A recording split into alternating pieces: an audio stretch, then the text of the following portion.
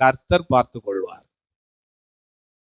நான் நல்லா ஜெபிக்கிறேன், கான்ஃபரன்ஸ் கால்ல ஜெபம் பண்றேன், ஆராதிக்கிறேன், சர்ச்சுக்கு வர்றேன், எல்லாமே பண்றேன்.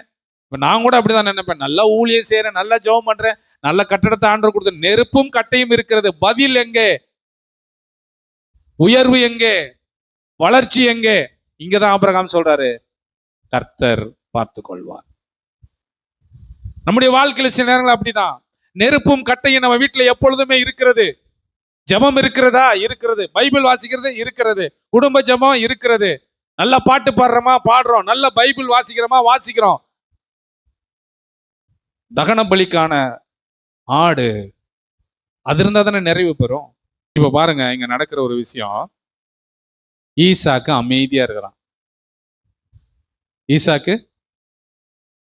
ஈசாக்கினுடைய அமைதி தேவனை செயல்பட வைத்தது.